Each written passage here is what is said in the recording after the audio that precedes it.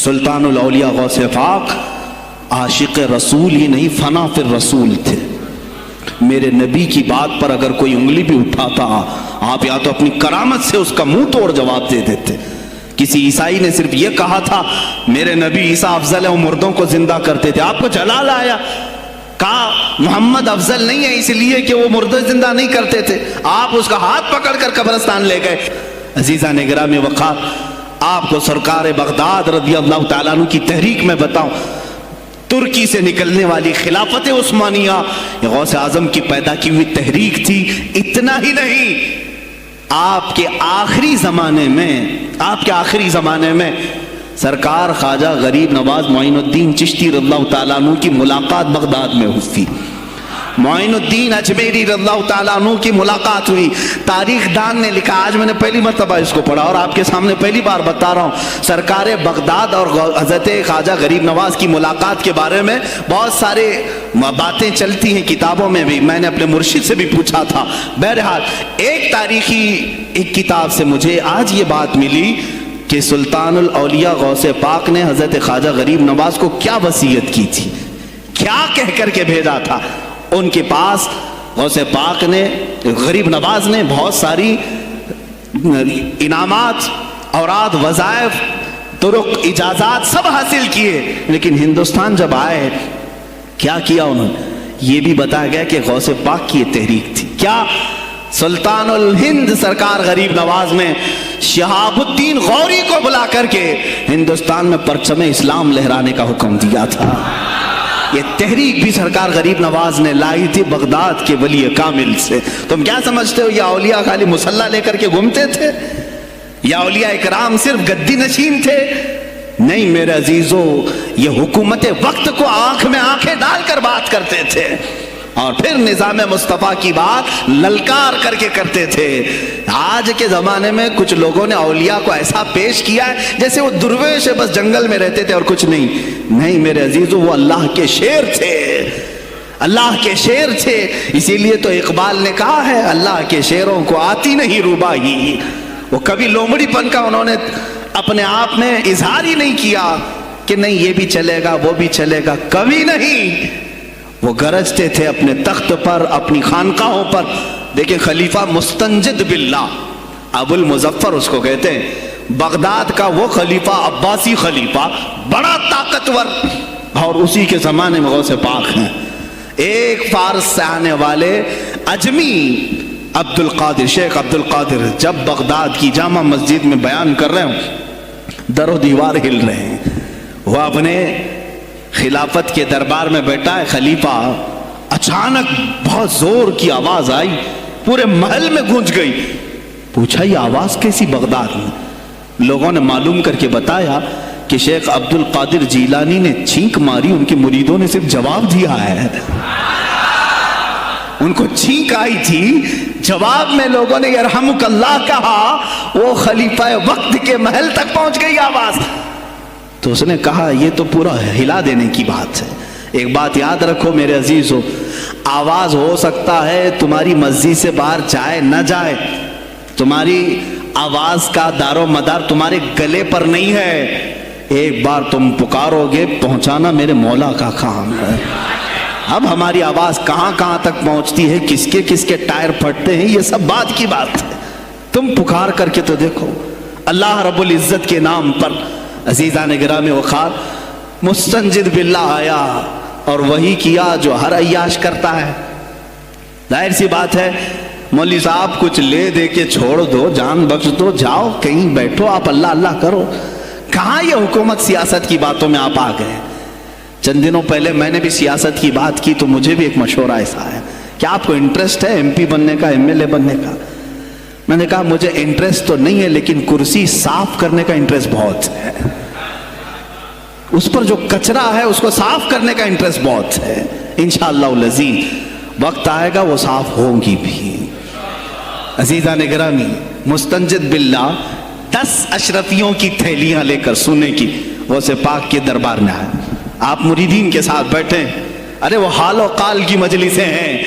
مستنجد باللہ آیا غوث پاک کی بارگاہ میں، کہا کہ حضور آپ قبول کر لیں، نظرانہ ہے.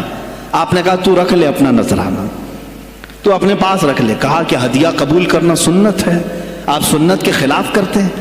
غوث پاک نے کہا اللہ ایک تھیلی لیا اور اپنے بغل میں دبا کر کے اس کو نچوڑنا شروع کیا تو اس سے خون ٹپکنا لگا۔ خون اتنا ٹپکنے لگا تو حاضرین مجلس دم بخود رہ گئے، خلیفہ مستنجد باللہ بھی دیکھ رہا تھا۔ غوث پاک نے فرمایا ابھی تو یہ ایک تھیلی ہے، میں 10 کو نچوڑوں گا تو یہ خون تیرے دربار تک پہنچ جائے گا، تیرے دربار تک پہنچ جائے گا۔ تو مجھے وہ اشرفیاں دینے آیا ہے جو تو نے غریبوں کے مال کو چوس کر کے حاصل کیا، تو مجھے خریدنے کے لیے آیا ہے۔ اگر مجھے تیرے خاندان کی حرمت کا خیال نہ ہوتا تو میں آج پورے بغداد کی نالیوں میں اسی کا خون بہاتا۔ خلیفہ مستنجد باللہ بے ہوش ہو گیا، اور اس کے بعد جب ہوش آیا اس نے توبہ کیا اور آپ کے ہاتھ پر بیعت بھی کیا۔ اب اس کے بعد وہ خلیفہ ایسا پاک ہوا، نظر غوث جو پڑی۔ اب اس کے بعد دربار خلافت کے حالات کیا ہو گئے سنیں۔ میں آج سیاست پر بات کر رہا ہوں۔ اب خلیفہ مستنجد باللہ کا دل جب صاف ہوا، 8 دن کے بعد وہ حاضر آیا، کہا سلطان الاولیاء اے شیخ عبد القادر جیلانی آپ حکم فرمائیں کہاں کس طرح کا گورنر رکھنا چاہیے، گورنر کس طرح کا ہونا چاہیے۔ آپ نے غوث پاک نے اپنے خلفاء کو حکم دیا کہ لسٹ بنائی جائے، اسلامی سلطنت میں گورنر کون ہوگا۔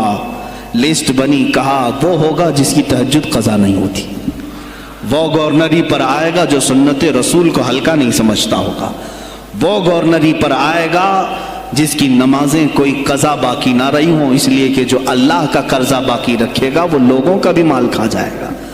آپ نے لکھایا نام، خلیفہ مستنجد باللہ نے آپ کے اشارے پر گورنر پورے تبدیل کر دیے۔ ہر جگہ پر ایسے لوگوں کو رکھا جو سرکار غوث پاک کے یا تو مرید تھے یا خلیفہ تھے یا شاگرد تھے، اور ان کے دلوں میں اللہ کا خوف تھا، اور وہ پورے بغداد اور آس پاس کی سلطنتوں کو سنبھالے ہوئے تھے۔ ایک وقت ایسا آیا کہ وہی چند سال پہلے جو بغداد نشے میں ڈوبا ہوا تھا، 10 سالوں کے بعد لوگ کہنے لگے کہ آج بغداد ایسا لگ رہا ہے جیسے عمر بن خطاب کا زمانہ آ گیا ہو، عمر بن خطاب کا زمانہ آیا ہو۔ تم نے تو غوث پاک کی 11ویں کھائی ہے نا، اصلاح حکومت ان سے نہیں سیکھا، وہ آئے تھے نظام تبدیل کرنے کے لیے۔ آج میں علماء سے بھی یہی کہوں گا، تم حق بات تو پہنچاؤ قوم تک۔ آج حالات ایسے ہیں میرے عزیزو، ڈر اور خوف ان کے سینوں پر طاری ہوا۔ کس بات سے ڈرتے ہو؟ کیا تم نے اللہ کی ذات پر ایمان نہیں لائے؟ یہ نہیں کہتے ہو موت و حیات اللہ کے ہاتھ ہے، رزق اللہ کے ہاتھ ہے، پھر ڈرتے حکومت وقت سے کیوں؟ مجھے ابھی چند دنوں پہلے ایک میسج یہ بھی آیا تھا کہ حضرت آپ تو پاکستان کے علامہ خادم حسین کی تعزیت پر بیان کر رہے ہو، آپ دیکھ نہیں رہے یہاں کا ماحول کیسا ہے؟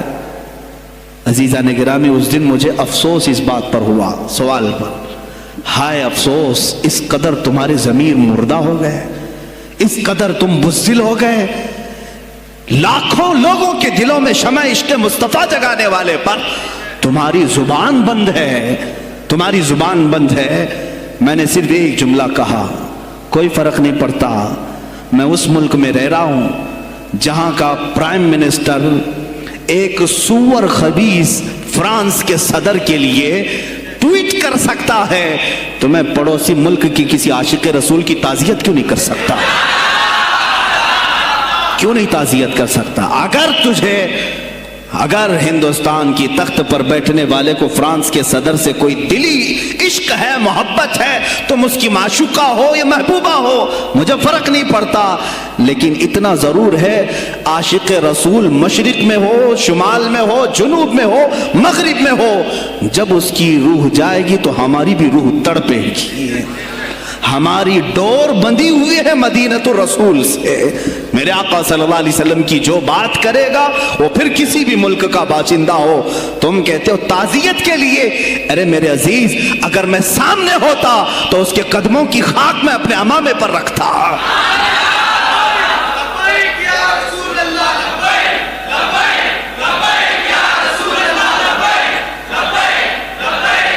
عزیزان گرامی وقار، یہ بہت خاموشی ہم نے اختیار کی، بہت خاموشی، کوئی بات نہیں. تم دیکھو گے حالات خراب ہونے کی جو شکایات آج کر رہے ہیں علماء، تم سب کے سب جاؤ گے. مجھے ابھی بچوں نے بتایا کوئی کانگریس کے لیڈر کا انتقال ہو گیا تو پیر صاحب تعزیت کے لیے باہر کھڑے ہو گئے، باہر آ گئے. ہم ان کی تعزیت کرتے ہیں. ڈوب مرو چلو بھر پانی میں، تمہاری گدی پہ ہی مر جاؤ. تمہاری زبانوں پر جب عاشق رسول کے لیے تعزیت کے الفاظ آنے میں ہچکچاہٹ آتی ہے، کون سا عشق رسول، کون سا کلمہ تم نے پڑھا ہے؟ غوث پاک کی اگر تمہارے اندر ذرا برابر بھی نسبت ہے تو میں کہوں گا میرے عزیزو، سلطان الاولیاء غوث پاک عاشق رسول ہی نہیں، فنا فی الرسول تھے. میرے نبی کی بات پر اگر کوئی انگلی بھی اٹھاتا، آپ یا تو اپنی کرامت سے اس کا منہ توڑ جواب دے دیتے. کسی عیسائی نے صرف یہ کہا تھا میرے نبی عیسیٰ افضل ہے، وہ مردوں کو زندہ کرتے تھے. آپ کو جلال آیا، کہا محمد افضل نہیں ہے اس لیے کہ وہ مردے زندہ نہیں کرتے تھے. آپ اس کا ہاتھ پکڑ کر قبرستان لے گئے. میرے نبی پر بات کرتا ہے، میں تجھے زندہ کر کے دکھاتا ہوں. اپنی کرامت سے مردے کو زندہ کر کے دکھایا. اب بول کون افضل ہے، عیسیٰ افضل ہے کہ میں افضل ہوں؟ تو نے تو عیسیٰ علیہ السلام کو مردے زندہ کرتے دیکھا تو نہیں، لیکن عبد القادر کو سامنے دیکھا. غوث پاک نے کہا میں اپنا موازنہ عیسیٰ علیہ السلام سے نہیں کرتا ہرگز، لیکن یاد رکھنا میرے نبی پر اگر زبان کھولے گا تو عبد القادر اپنے قدم سے اس کو جواب دے گا. وہ جواب دیتے. آپ کی زندگی ناموس رسالت کی حفاظت کے لیے گزری ہے. سلطان الاولیاء غوث پاک رضی اللہ تعالیٰ عنہ کی بارگاہ میں جب ایک سوال آیا کہ لوگ کہتے ہیں نبی ہر جگہ کیسے حاضر ہو سکتے ہیں، آپ نے خود کر کے دکھا دیا. کوئی صاحب آئے، کہا ہمارے گھر دعوت ہے آپ تشریف لائیں، کہا ٹھیک ہے آتا ہوں. تھوڑی دیر بعد دوسرے آئے، کہا ہمارے گھر دعوت ہے آپ آئیں. سیم ٹائم پہ کئی 70 لوگ آئے، سب کی دعوت قبول کی. دوسرے دن شام میں لوگ آ کر کے فخر کر رہے ہیں آج میرے گھر شیخ عبد القادر جیلانی آئے تھے. دوسرا کہہ رہا نہیں میرے گھر آئے تھے. تیسرا کہہ رہا میرے گھر آئے تھے. ایک وقت میں سب گھروں پر کیسے؟ سبوں نے کہا انہی سے پوچھتے ہیں وہ کہاں گئے تھے. جب لوگ آئے تو سننے میں یہ آتا ہے کہ آپ ایک درخت کے نیچے بیٹھے تھے.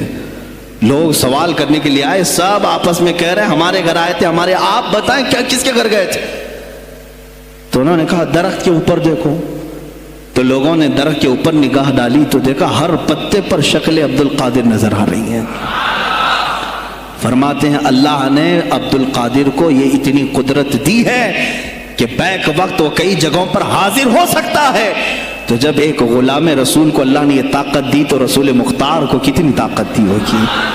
انہوں نے ناموس رسالت کو واضح کیا ہے میرے عزیزو.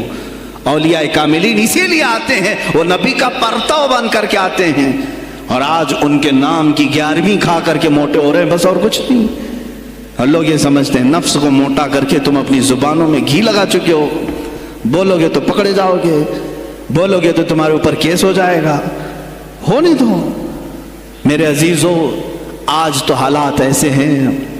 میں رو پڑا کل جب مجھے یہ رپورٹ ملی کہ صرف ہندوستان کی سوشل میڈیا پر 25,000 پوسٹ میرے نبی کی شان میں گالیاں دی گئی ہیں. 25,000 لوگوں نے گستاخی کی. تم بھی تو رات بھر انٹرنیٹ چلاتے ہو، پورا کا پورا وقت اپنے موبائل میں صرف کرتے ہو. جانا ہے تمہیں بھی میرے آقا کی بارگاہ میں. یاد رکھنا حضور پاک صلی اللہ تعالیٰ علیہ وسلم کے دربار میں جانے والے ہو اور تمہارا کوئی عذر قبول نہیں کیا جائے گا. حضرت سعد بن ربیع کی وہ بات مجھے یاد آتی ہے. جنگ احد میں حضور کی حفاظت کے لیے لڑتے لڑتے میدان میں ایسے آ گئے تھے کافروں کے کہ آپ کے گوشت کے ٹکڑے اڑ رہے تھے، جسم کے گوشت کے ٹکڑے اڑ رہے تھے. میرے آقا دیکھ رہے تھے. شام کا وقت ہوا، احد کا میدان، ہوازیں، سناٹا، 70 لاشیں پڑی ہوئی تھی صحابہ کی. اللہ کے نبی نے پکارا میرے سعد کو ڈھونڈو، کہاں ہے سعد کہاں ہے؟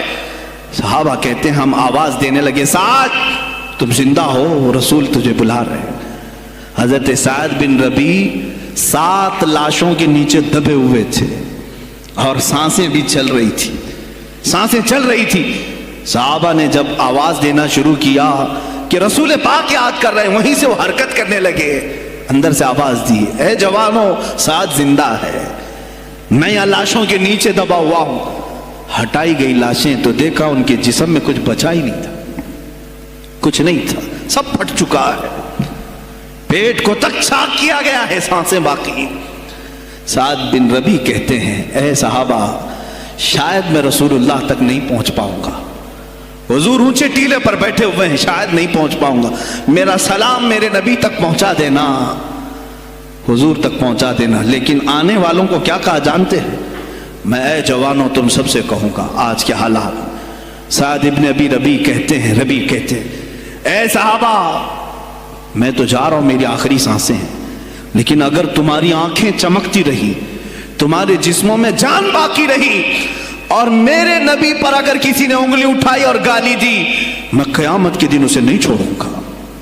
اور یاد رکھنا اللہ کی بارگاہ میں تمہارا کوئی عذر قبول نہیں کیا جائے گا اگر تمہارے جیتے جی تمہارے نبی کی ذات پر کسی نے کیچڑ اچھالا. حضرت سعد ربیع اتنا کہہ کر کے انتقال ہو گئے, وہ حضور تک پہنچائے بھی نہیں جا سکے. اے میرے عزیزو, اے جوانو, تم کیا سمجھتے ہو کہ تم دنیا سے اسی طرح نکل جاؤ گے؟ قرآن میں بھی اللہ نے کہا ام حسبتم ان تدخلوا الجنت, تم یہ سوچ کر کے بیٹھے ہو کہ ہم جنت میں چلے جائیں گے؟ پیر صاحب کا دامن پکڑ لیا ہے, مجھے تو جانا ہی ہے جنت پہ, پیر بخشوا دیں گے ہمیں. تم برس میں ایک مرتبہ 11ویں کر کے اور فاتحہ نیاز کر کے سمجھتے ہو اسلام کا حق ادا کر دیا. یہاں تمہارے نبی کی عظمت پر روز بروز حملے ہو رہے ہیں. آج کفر کھل کر کے آیا ہے سامنے, نہیں دیکھتے آپ؟ کفر کھل کر کے سامنے آیا ہے تعصب کے ساتھ. ہر شہر میں جاتے ہوئے گنڈے للکار رہے ہیں اسلام کے خلاف ہمارے ملک میں. اگر میں کھل کر کے آیا تو میرا کیا جرم ہے اس میں, میرا کیا قصور ہے اس میں کہ آپ بھی میں نہ بولوں؟ ہاں آج تمہارے پاس طاقت ہے, پاور ہے, جو کچھ بھی حسر اور رسوخ ہے, اس سے زیادہ کیا کرو گے کہ تم مجھے جیل میں بند کر دو گے؟ میں کل کی تفسیر میں بھی یہی کہا, ایک مولانا صاحب نے کہا کیا آپ اتنا بول رہے ہیں, آپ پر ایسے ایکٹ لگائے جائیں گے کہ زندگی بھر آپ کی ضمانت ہی نہیں ہوگی, آپ پر ایسے قانون لگائے جائیں گے کہ آپ کی زندگی بھر ضمانت ہی نہیں ہوگی. میرا دل یہ کہتا ہے اے لوگوں اس طرح جی کر فائدہ بھی کیا, ایسی آزادی کس کام کی جس میں روز اٹھتے ساتھ میرے نبی کی شان میں گستاخیاں ہم سن رہے ہوں اور حضور کو کوسا جا رہا ہوں, ہم کھاتے پیتے گھوم رہے ہوں. اس سے بہتر ہے کہ جیل کی کوٹری میں ہم زندگی گزار لیں, کل بارگاہ مصطفیٰ میں اٹھنے والا چہرہ تو رہے ہمارے پاس. اگر اللہ کے نبی صلی اللہ تعالیٰ علیہ وسلم نے سوال کر لیا پکڑ کر کے کہ تیرے زندگی میں تیری جوانی میں مجھ پر تو لوگ رنگیلا رسول کہہ رہے تھے, تو کیا کہہ رہا تھا؟ تو کیا کہہ رہا تھا اس زمانے؟ تم کیا کہو گے اے اللہ کے نبی میں مزدور تھا, میں کچھ نہیں کر سکتا تھا, میں غریب تھا, کام کاج کرتا تھا, میں کچھ نہیں کر سکتا تھا. یاد رکھو اس وقت میرے آقا تمہارے سامنے بلال حبشی کو لا کر کھڑا کر دیں گے. یہ کیا تھا بلال؟ یہ تو غلام تھا, اس کی پیٹھ پر سل رکھ کر کے پیٹھ گلا دی جاتی, تب بھی اپنی زبان پر میرا نام لینا نہیں چھوڑتا تھا. تم کون سی مزدوری کی شکایت لے جاؤ گے؟ بہانہ کرو گے اللہ کی بارگاہ, رسول کی بارگاہ میں بہانہ کرو گے؟ اے گروہ علماء, تم کو اللہ نے ممبر دیے ہیں خطابت کے لیے, اللہ نے اپنے رسول کا ممبر تمہیں دیا ہے, اس لیے نہیں کہ تم حکومت کی خوشامدی کرو, تم اپنے وقت کے طاغوتی قوتوں کی خوشامدی کرو, اس لیے نہیں, بلکہ آج تم سے قوم مصافحہ کر کے ہاتھ چومتی ہے صرف اس لیے کہ تمہاری زبان پر نام مصطفیٰ ہے. آج علماء کی جو عزت ہے صرف اس لیے, تمہاری پگڑیاں تمہارے جبے دیکھ کر کے قوم عزت نہیں کرتی, صرف اس لیے ان کے دلوں میں تم مچلتے ہو کہ تم مصطفیٰ کریم کی باتیں کرتے ہو. علماء کو جاننا چاہیے کہ تمہاری عزت نبی سے وابستہ ہے. آبرو ماذا نام مصطفیٰ است, ہماری آبرو, اقبال نے کہا تھا ہماری آبرو نام مصطفیٰ سے وابستہ ہے. اگر اسی نام کو کسی نے چھیڑا تو پھر ہمارا جی کر مطلب کیا ہے, ہم کس کام کے؟ میں ایک مثال سے سمجھاتا ہوں. مسجد ہے, دیوار کے پینٹ کو اگر کسی نے کھرچ لیا تو ہو سکتا ہے معاف کر دیں, ہم اس کو چھوڑ دیں. کسی نے لکیر نکال دی دیوار پر, ہم چھوڑ دیں اس کو. لیکن میاں وہ ہمارے سامنے آ کر پلر ہلانے لگ گیا اور مسجد کا یہ پلر توڑنے لگ گیا, خاموش بیٹھو گے؟ اور اگر تم خاموش بیٹھے تو اس کا انجام کیا ہوگا؟ اس نے پلر ہلایا, تو صرف پلر نہیں ٹوٹے گا، یہ چھت پورا سب کے اوپر گرے گا۔ آج ظالم کفار پورے تمہاری جڑ کو ہلا رہے میرے نبی کی ذات کو، سیدھے مصطفیٰ کریم کی ذات کو ہلا رہے ہیں۔ اللہ کے حبیب صلی اللہ تعالیٰ علیہ وسلم کی ناموس کو ہلکے میں مت لینا میرے عزیزو، لاکھوں جانیں جاتی ہیں جائیں اسلام پر، حضور اکرم صلی اللہ تعالیٰ علیہ وسلم کی ذات کو ہلکے میں مت لینا۔ اور اگر انہوں نے ہلانا شروع کیا ہے اگر حضور کی ذات پر، حیرت ہو رہی، 25,000 پوسٹ تم میں سے کس نے کمپلینٹ کی ہے؟ سائبر کرائم کو کمپلینٹ کر سکتے تھے، ہمارے جذبات کو ٹھیس پہنچا ہے۔ ہم آزاد ملک میں رہ رہے ہیں، میرے نبی سے چھیڑ چھاڑ کیوں ہو رہی ہے؟ کسی نے آواز اٹھائی؟ کچھ ہیں اللہ ماشاءاللہ، کچھ علماء، کچھ وکلا اس کے پیچھے لگے ہوئے ہیں، لیکن میرے عزیزو ہر مسلمان کا یہ حق ہے، تمہاری نسبت رسول پاک سے ہے۔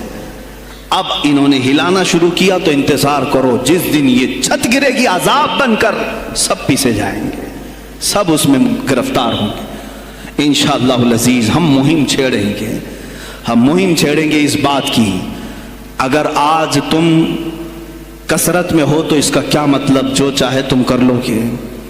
ہم اتنے گئے گزرے تو نہیں ہیں کہ ہمارے نبی کے اوپر بھی تم چلے جاؤ۔ ہاں ہمیں رون دیا، ہمیں مار دیا، ہمیں قتل کر دیا، سب برداشت کر لیا، لیکن اب اس سے آگے نہیں برداشت کریں گے انشاءاللہ العزیز۔ میں آواز دیتا ہوں اسی منبر سے، اے گروہ علماء، اے جماعت صوفیہ، اے خانقاہ کے گدی نشینوں، باہر آؤ، آؤ حکومت وقت سے ایک مطالبہ یہ کرو، اے حکومت وقت کے تخت پر بیٹھنے والوں، ہمارے ہند میں پارلیمنٹ میں بھی ایسا قانون پاس کرو کہ کوئی میرے نبی کی ذات پر بھونکے تو اسے موت کی سزا ہو جائے۔ ہم یہ چاہتے ہیں، اگر اس قانون کو تمہیں لانے میں کچھ زندگیوں کی ضرورت ہے تو یہ فقیر حاضر ہے اور میرے ساتھ بھی کچھ تمہارے لیے حاضر ہوں گے، لے لو ہماری جانیں اور ایک قانون ایسا بنا دو تاکہ قیامت تک پھر یہاں پر کوئی نہ بھونکے میرے نبی کی ذات پر۔ تم قانون صرف میرے نبی کے لیے نہیں، تم اپنے دیوی دیوتاؤں کے لیے بناؤ، شانتی سے رہو۔ ہم نے کبھی تمہارے خلاف بھونکا نہیں ہے، ہم نے کبھی دیوی دیوتاؤں کو چھیڑا نہیں ہے، اس لیے کہ اسلام اس کی اجازت نہیں دیتا، ہم گالی نہیں دیتے، ہم اسلام کی حقانیت سے بیان کرتے ہیں، لیکن خاموش رہنے کی یہ سزا ہمیں دی جا رہی ہے کہ ہمیں گالیاں دیتے دیتے یہ اب ہمارے نبی تک پہنچ گئے، ہماری ماں عائشہ صدیقہ تک پہنچ گئے، اور ہمارے تمام اکابرین اسلاف تک پہنچ گئے، اور 25 کروڑ کی تعداد میں خاموشی یہ اچھی نہیں ہے میرے عزیزوں، اچھی نہیں ہے۔ آج افسوس اسی بات کا ہے جن کو اللہ تعالیٰ نے اپنے نبی کی نیابت عطا کی ہے، وہ نائب رسول ہے یا کسی خانقاہ کے گدے نشین ہیں، تم یہ مت سمجھ لینا کہ تمہارے آبا و اجداد کمال کے تھے، بزرگان دین تھے، تم چھوٹے جاؤ گے، نہیں، سوال تو ہوگا، تمہیں سوال ہوگا، مجھ سے بھی ہوگا، میں یہ نہیں کہہ رہا ہوں کہ میں کوئی الگ ہوں، سوال ہوگا۔ آؤ سر جوڑ کر کے ہم اس سلسلے میں کوشش کریں۔ غوث پاک رضی اللہ تعالیٰ عنہ کا یہی میسج تھا، ہندوستان میں شہاب الدین غوری نے جو پرچم اسلام لہرایا وہ آج تک اس کی دین ہے کہ مسلمان زندہ ہیں، یہاں مسلمان باقی۔ پوری دنیا میں نظام کو صحیح کرنے کے لیے آواز اٹھانا یہ بھی اولیاء کاملین کی بات ہے، ان کی صفات ہیں، صرف اپنی خانقاہ میں اللہ اللہ اور ذکر کرانا ہی ان کا کام نہیں تھا، وہ دلوں کو تو دھلتے ہی تھے، لیکن جو نظام سنبھال رہا ہوتا اس کی باغ ڈور کو بھی دھلتے تھے، اس کی بھی صفائی کرتے تھے۔ تو اللہ کا ڈر رکھنے والا کرسیوں پر آئے، جو کسی کا خون چوسنے والا نہ آئے۔ عزیزان گرامی وقار، اپنے سیاسی شعور کو بھی بیدار کرو، سیاست کو سمجھو، تم کب تک استعمال ہوتے رہو گے؟ اب اس میں علماء کو بھی آنا چاہیے کہ ان کے سیاسی شعور کو بیدار کرے۔ تمہارے ساتھ آج جو کھیل کھیلا جا رہا ہے، تم ہر ایک کی جے وجے کرتے ہوئے ہر پارٹی کے پیچھے جاتے ہو، تم نے آج تک اپنا قائد نہیں ڈھونڈا، اپنا قائد نہیں ڈھونڈا۔ اور ان کو دیکھو، وہ کہتے ہیں کہ اگر پیٹرول 200 لیٹر بھی ہو جائے تو ہمارے قائد تو یہی ہیں، اس لیے کہ ہمارا ہم مذہب ہے، وہ ہمارے مذہب کی بات کرتا ہے۔ تمہارا کون ہے میرے عزیز؟ تم کسی پر متفق نہیں ہوتے، اور جو تمہارے لیڈر ہیں وہ کسی اور کے پلو میں چھپے ہوئے ہیں، ہاں کسی اور کی گود میں بیٹھے ہوئے ہیں۔ جا جا کر کے یہ سارے مسلمانوں کو کسی اور کے ہاں بیچ کر کے آتے ہیں۔ یہ سیاسی شعور بیدار کرو۔ مجھے معلوم ہے میری یہ باتوں کا سب سے زیادہ ایکشن کون لے گا، مجھے معلوم ہے سب سے زیادہ کس کو کھلبلی مچے گی، وہ بھی مجھے معلوم ہے۔ اسی لیے کہ میں ان سیکولر پارٹیوں کے بارے میں بول رہا ہوں جو چہرہ سیکولر بتا کر کے ہم آپ سب کے ووٹ لے کر کے چلے جاتے ہیں، اور پھر مجھے بتاؤ جن کو تم اپنا مسیحا سمجھ کر کے ان کے پیچھے جے جے کرتے گھومتے رہتے ہو، تمہارے مذہب پر آج کیا حملے نہیں ہوئے ہیں، کیا نہیں ہوئے؟ کشمیر آج تک جل رہا ہے، کہاں یہ کانگریس کیوں نہیں بات کرتی ہے جو پورے مسلمانوں کی مسیحا ہے؟ کہاں ہے وہ سماجوادی، وہ بی ایس پی، فلاں فلاں فلاں جو پارٹیاں جن میں سب مسلمان جاتے ہیں؟ کیا ان کو اتنا بھی شعور نہیں کہ وہ پارلیمنٹ میں اس کے خلاف بات کریں، کہیں کہ یہ مسلمانوں کے ساتھ ظلم ہو رہا ہے، ہم ان کے ووٹ لیتے ہیں؟ نہیں بات کریں گے، یہ صرف اور صرف تمہیں استعمال کرتے ہیں، اور انہیں معلوم بھی ہے ہم نے ان سب کو خریدا ہے، ان کے لیڈروں کے منہ میں اپنی زبان رکھی ہوئی، یہ کوئی بولے گا نہیں، انہیں معلوم ہے۔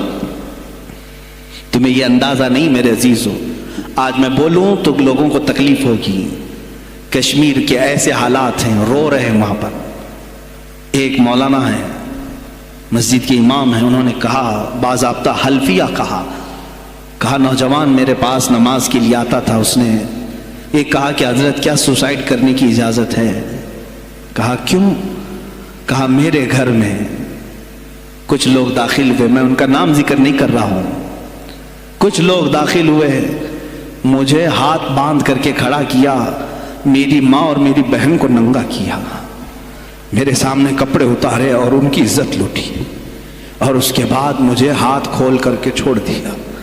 مجھے بتائیں اس کے بعد بھی جینے کا کوئی مقصد رہتا ہے؟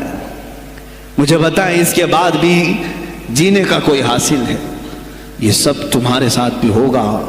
جہاں میجورٹی ان کی مسلمانوں کی تھی وہاں یہ ننگا ناچ کر کے دکھایا ہے، تو یہاں تو تم بہت قلت میں ہو، تمہارے ساتھ بہت کچھ ہو سکتے ہیں، اب بھی اگر خاموش رہے۔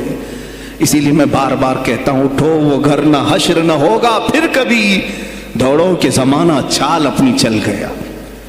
تم اپنی سیاست کو منتخب کرو، تم اپنی قیادت کو منتخب کرو، اور اگر ابھی بھی سیاسی لاشعوری کی زندگی گزارتے رہو گے، لقمے بنتے چلے جاؤ گے، یہ کھاتے چلے جائیں گے۔ بات میں سلطان الاولیاء غوث پاک کی کر رہا تھا، لیکن مجھے یہ حالات پر گفتگو ضرور کرنی ہے، اس لیے کہ مجھے معلوم نہیں ہے کہ میری زبان پر کب تالے لگائے جائیں گے یا میری گردن پر کب چھری پھیری جائے گی، مجھے اس کا اندازہ نہیں۔ لیکن اے مسلمانوں، تم میری ذات سے الجھتے ہو تو الجھ جاؤ، مجھے اگر بلیم کرتے ہو، تانے مارتے ہو تو مار لو، چند دنوں کی بات ہے، جب تک میری سانسیں چل رہی ہیں تب تک مجھے گالیاں دو گے، لیکن جس دن میں بھی دنیا سے جاؤں گا اس دن تم ہماری باتیں یاد رکھو گے، اس دن یاد کرو گے۔ مجھے اپنے بچوں کو یہی بتانا ہے کہ اب وہ دور آیا ہے جہاں ممبروں سے بھی بولنے میں اب گھبراہٹ ہے، لوگ اپنے خوف کے مارے ایسے ہیں کہ اپنی روزی روٹی کے چکر میں میرے مصطفیٰ کی گالیاں سننا برداشت کر رہے ہیں۔ دیتا ہے دینے دو نا، ہمارا کیا بگڑتا ہے؟ اس پوزیشن میں تم آئے ہو آج، تمہارا امام جب اتنا بزدل ہے تو تمہارے دلوں میں کون سا ایمان باقی رہ جائے گا؟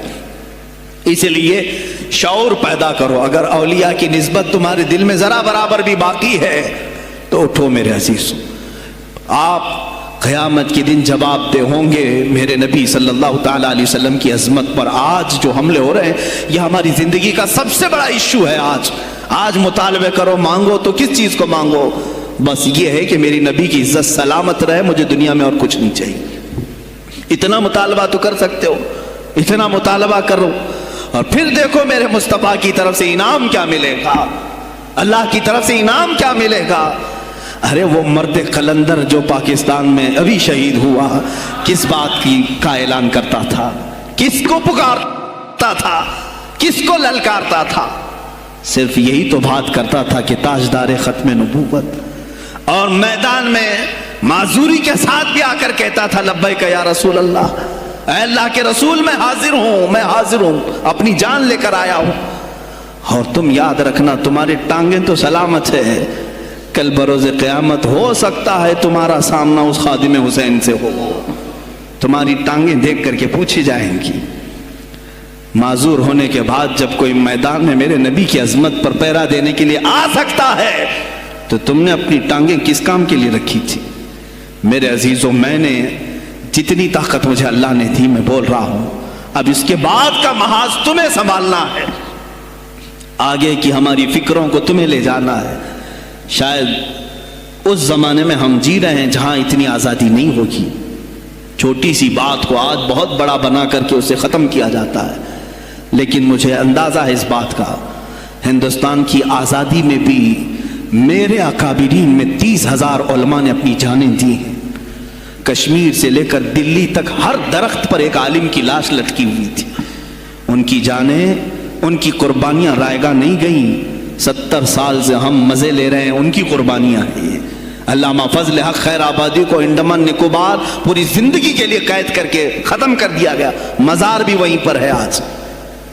تو آج مجھے اندازہ ہے اگر میں نے اس بات کی شروعات کی ہے، ہو سکتا ہے یہ جو کچھ بھی ہمارے ساتھ کریں، لیکن مجھے میرے رب ذوالجلال کی ذات پر یقین ہے۔ میں یہی کہوں گا، اے اللہ، اگر ہمارے مقدر میں شہادت ہے تو اس سے بہتر کوئی اور موت ہے نہیں۔ اے رب ذوالجلال، اس حالت میں دنیا سے اٹھا جب تو ہم سے راضی ہو۔ اگر تو نے ہمارے لیے ایک لمحے کے لیے بھی ناراضی ہے، مولا پھر ہمیں مہلت دے دے کہ تجھے راضی کر کے جائیں، تجھے راضی کر کے جائیں۔ میرے مصطفیٰ صلی اللہ تعالیٰ علیہ وسلم کو قبر میں ہمیں دیکھنا ہے، اس لیے ہم قبر میں جا رہے ہیں، لیکن اس حال میں دنیا سے جائیں کہ ان کی عظمت پر کچھ بول تو سکیں، ان کی ناموس پہ کچھ کر تو سکیں۔ عزیزان گرامی، سلطان الاولیاء شہنشاہ بغداد رضی اللہ تعالیٰ عنہ کی ذات پر جو ان کی کرامات ہیں، وہ ساری چیزیں پھر کبھی میں ذکر کروں گا۔ آج اسی پر میں اختتام کرتا ہوں، اسی پر جیو اور اسی پر مرو۔ انہیں جانا انہیں مانا، نہ رکھا غیر سے کا، للہ الحمد میں دنیا سے مسلمان گیا۔ آج لے ان کی پناہ، آج مدد مانگ ان سے، پھر نہ مانیں گے قیامت میں اگر مان گیا۔ اس لیے کہ رسول پاک صلی اللہ تعالیٰ علیہ وسلم کے سوا کوئی اس قیامت کے میدان میں تمہارا دستگیر نہیں ہے۔ جب تک وہ تیری سفارش نہ کریں، اللہ بھی تجھ سے کلام کرنے والا نہیں ہے۔ جب امام اہل سنت نے یہاں تک کہہ دیا خلیل و نجی مسیح و صفی سبھی سے کہیں نہ بنی، یہ بے خبری کی خلق پھری کہاں سے کہاں تمہارے لیے، رسول پاک ہی کے لیے، تم وہاں پر بھی اٹھائے جاؤ گے۔ میں یہی میسج دے کر کے جاؤں گا جو میرے مرشد گرامی نے آخری وقت دیا تھا۔ زندگی یہ نہیں کسی کی کسی کے لیے، زندگی ہے نبی کی نبی کے لیے۔ نہ سمجھ مرتے ہیں زندگی کے لیے، نہ سمجھ مرتے ہیں زندگی کے لیے، جینا مرنا ہے سب کچھ نبی کے لیے۔ بلحوث سن، سیم و زر کی بندگی اچھی نہیں۔ بلحوث کہتے ہیں ہوس کا پجاری، خواہشات کا پجاری۔ میرا مرشد یہ کہہ کر گیا ہے ہمیں، بلحوث سن، سیم و زر کی بندگی اچھی نہیں، ان کے در کی بھیک اچھی، سروری اچھی نہیں، ان کے در کی بھیک اچھی، سروری اچھی نہیں۔ اور کہتے ہیں جو پیا کو بھائے اختر وہ سہانا راگ ہے، جو پیا کو بھائے اختر وہ سہانا راگ ہے، جس سے ناخوش ہو پیا وہ راگنی اچھی نہیں۔ جو میرے نبی کو نہ پسند آئے وہ بات ہی اچھی نہیں، جو میرے نبی کو نہ پسند کام ہو وہ کام ہی اچھا نہیں، جس سے ناخوش ہو پیا وہ راگنی اچھی نہیں۔ وآخر دعوانا الحمدللہ رب العالمین۔ السلام علیکم۔